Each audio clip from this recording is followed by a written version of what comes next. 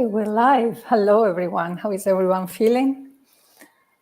Ready? Okay, so welcome to those who are watching. Welcome to this GALA live stream. My name is Isabella Massardo. I'm content strategist here at GALA, and I'm joined today by our executive director, Alison Furch, and two guests, Kevin Hudson, who is Executive Vice President Client Services at Ericsson Translations in New York. Welcome, Kevin.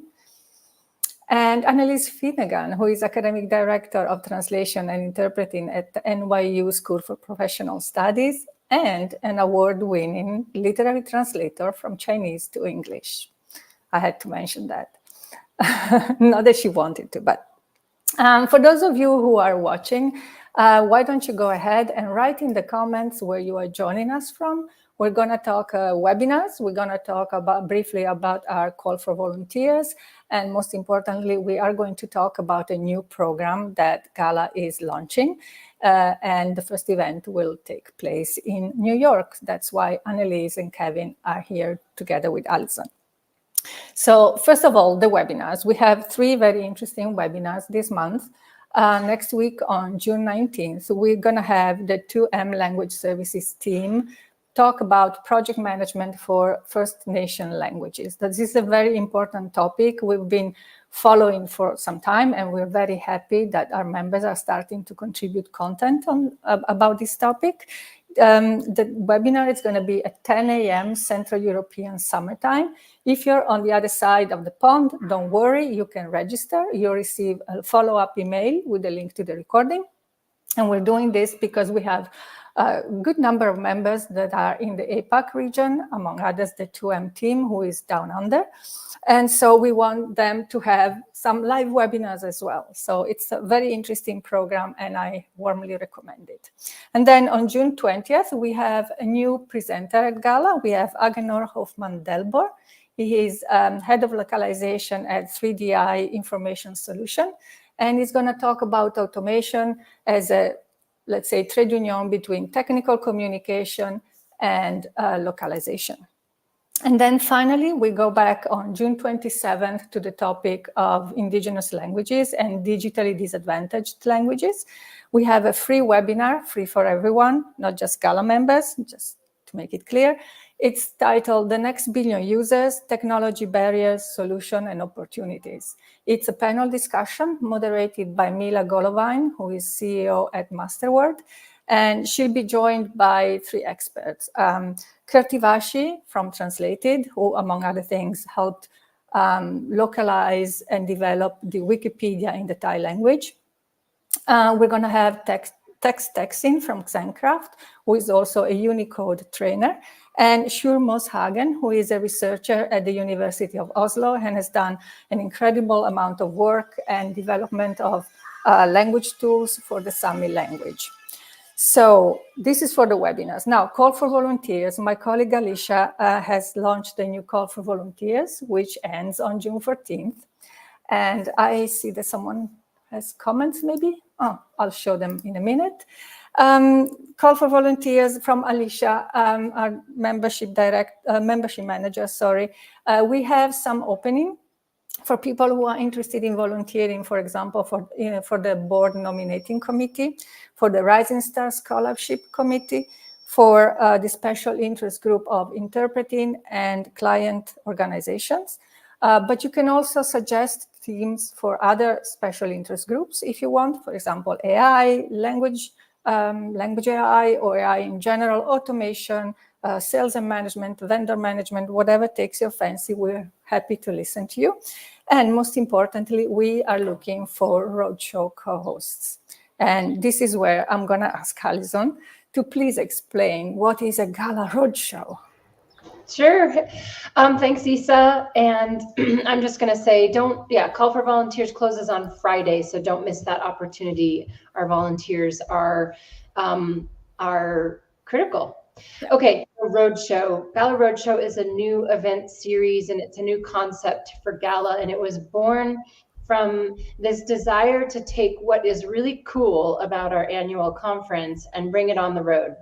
And so that means elements of learning and professional development with elements of networking and fun and social in a very compact package, like a half day. So our inaugural roadshow is going to happen in New York.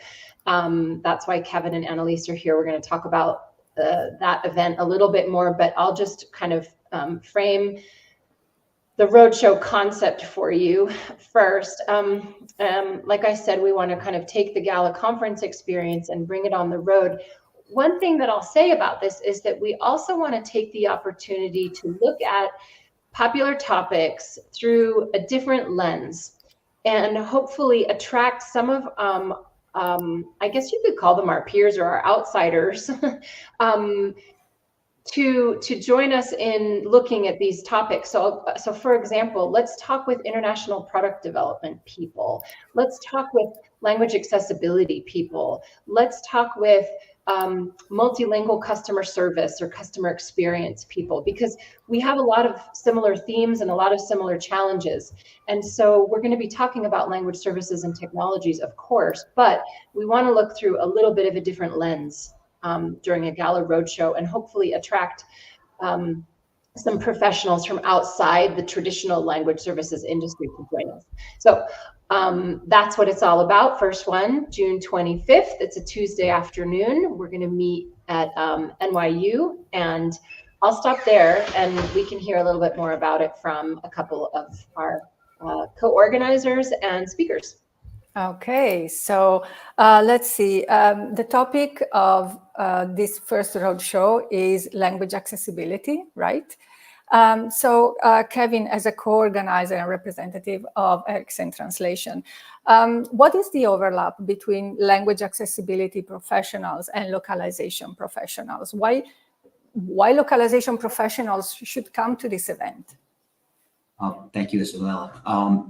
Many overlaps, really. There are numerous between accessibility requirements and initiatives and language services. So the Americans with Disability Act, the ADA, it's quite broad in its scope, and it's intended to make our world equally accessible to everyone, of course, including persons with disabilities. Section 508 of the legislation is most often cited in relation to electronically deployed content. Could also be printed content, information made available through audio and video. Now, to my knowledge, the ADA legislation doesn't explicitly touch upon non-English requirements, but it makes very clear that persons may not be excluded for any reason or on any basis. Mm-hmm. Of course, that touches upon race, gender, and age. But perhaps most notably here, it mentions that you may not discriminate based on one's nation or origin. And so, accessibility is very important from the standpoint of inclusivity. And I imagine that, any company or organization that engages multicultural audiences mm-hmm. through translation, through localization, they do so with the goal of inclusiveness in mind, among other objectives, of course. So, whether or not you have a specific need to be ADA compliant, ensuring that your content is equally accessible to persons with disabilities is very much in line with that same spirit. Yeah, exactly. And actually, I think personally, the United States is quite advanced in this case compared to Europe, where the EU regulation on accessibility is gonna, I think, start to be implemented in July or June 2025. So we still have quite a lot of work to do. And I think this is a very important conversation. And I'm hoping that either Kevin or Annalise will also write for us at GALA a recap of this very important inaugural event and tell us what, few takeaways maybe. Just saying. Okay. Annalise, tell us about how the NYU School for Professional Studies engages with the local New York community on the topic of language accessibility. Yeah, thank you for the question, Isabella, and it's really a pleasure to be here today. As a training ground for language professionals, we've made available coursework in community-based translation and interpreting, and upcoming this fall in translation and interpreting for human rights, where students are going out into their local communities and they're putting into use right away the frameworks and the best practices that they're learning. Our graduate program in translation and interpreting is fully online, but like all of the school, we're completely grounded in the ethos and the energy of New York City.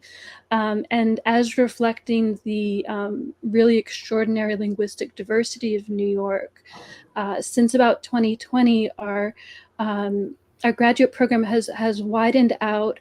Originally, it was just Chinese, Spanish, and French, and now we work with students using any written language paired with English, not just restricting to dominant languages. That's widened our horizons, and it's made advanced professional training and education available to many other language communities locally. Wow, that's amazing work that you guys are doing in the field of education. And Kevin, what do you think could be the takeaways for participants? Why should people come to New York? Convince me and convince Alison to fly me to New York. It shouldn't take much convincing to come to New York. But specific to this event, I think it's going to be a great afternoon. And I'm very, very excited and honored to be participating as a presenter, presenting on the topic of accessibility. And I hope participants will come away with an enhanced understanding of what content accessibility means, how accessibility is achieved in relation to electronically deployed content, and of course, what aspects to keep in mind specifically in relation to non-English content.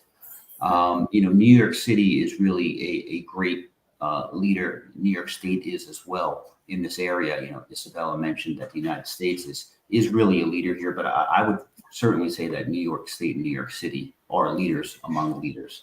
The state really does everything they can to make their content as accessible as possible. And the work that Ericsson does in support of New York City and New York State is predicated on ensuring that vital information is available to all New Yorkers, regardless of their language of preference, regardless of their disability status. So not only is New York translating its content into 10, 12, or often more languages, but they also are working very hard to make sure that that content is fully accessible. So, whether it's critically important voter and election information deployed via the web, through videos, which is so common now, or printed to physical media, or facilitating the equality of access to public assistance programs, many of which involve interactive forms, web-based portals, critical correspondence. New York is at the forefront of expanded accessibilities. And much of what has been implemented here, I believe, can be applied to other multilingual initiatives, whether public or private sectors. So I think there will be hopefully some really great information shared. And I hope people, again, will come away with an increased understanding of accessibility in general. Yeah, thank you. And final question for Annalise, maybe. Can you tell us about trends in accessibility as related to language? What kind of changes have you, as academic director, etc., seen in the last few years? Many that are going to be represented at the Roadshow. There's certainly been this increased recent focus on the nexus of not just inclusive language, but language access, even language justice as a component of diversity, equity, and inclusion, where increasingly language barriers may be even seen as a form of discrimination. I'd really recommend, I'm always recommending readings, so particularly for the GALA audience, Carol Valendia's article from Multilingual Magazine on a new role for LSPs in the field of social justice, for an argument, also an overview about how the language industry doesn't yet have a shared vision. And that shared vision, I think, is something that this Roadshow event is going to contribute toward. a major recent, not so much a trend as an occurrence to be celebrated in New York State, is the creation of the Office of Language Access in 2022 that addresses policy, translation of government information into 12 languages, and interpreting in any language. And the Office of Language Access is going to be at the Roadshow, which is really wonderful. Yeah, I think fantastic. it is fantastic, and wonderful that GALA is bringing this together. And also in terms of in thinking about trends, I think it's really important too to recognize that even though there's renewed interest in these areas, they're not entirely novel or new. So I'm really enthusiastic as well. We have Ross Perlin from the Endangered Language Alliance also coming to speak about his recent book, The Language City, which has this fantastic coverage. Yeah, you've read it too. It's a great book. It has this linguistic diversity in New York City in the longer historical view, but also linguistic valorization and documentation in contemporary New York as well. Yes, exactly. And even those who are not really into localization and translation should come to this event, honestly, because you learn so much about language and accessibility in general. It's going to be fantastic. Alison, anything else that the audience should know about this roadshow? In 2 weeks, by the way. Yeah, 2 weeks from today. I think it's going to be a cool opportunity to meet people that are not the usual suspects, let's say. We have kind of a niche industry, and everybody knows everybody. And what we're trying to do with these events, and certainly will with this event, is bring in other people that are interested in similar topics. And so you're going to meet new people, which will be interesting and expand your network. And then I think everybody can learn something from the way New York is approaching this challenge and the solutions, and certainly our speakers, also from New York City Office of Immigrant Affairs, will be there. Ken Lowe. You're just going to be able to learn through, what they were challenged by, maybe some failures, successes, obviously, and hopefully be inspired. That's another one of our goals, is always to inspire you to do your work and to do it better. So come on out, register. We're about a third full already.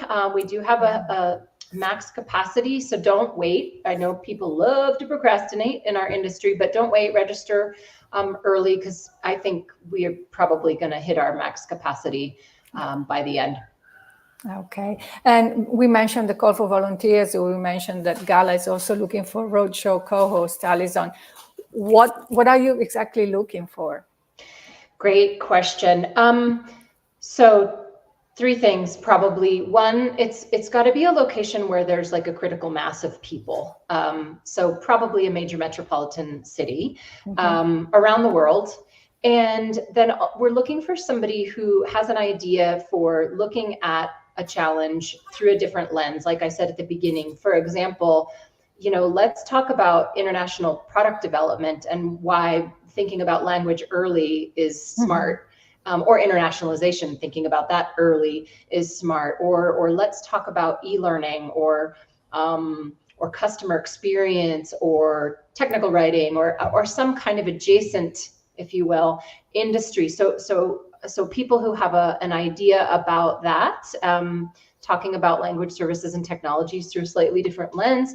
And then I think number 3, I think that was 1 and 2. Now I forget where I am, but essentially you'll be responsible for partnering with us to develop the program and the content, help with the logistics, like finding a venue and a caterer. And, these are not meant to be, these are meant to be a way for the community to come together, for GALA to do a little bit of PR outside the industry. There will be a cost associated, but it should be minimal, just to kind of cover costs. So exactly. That's all. And it's, of course, all non-members are more than welcome. Just stressing this out. That everybody. I think if you look on the screen, I think you already have your first volunteer, Alison, for the next roadshow. Paolo. Okay. Yeah, well done, Paolo. Noted.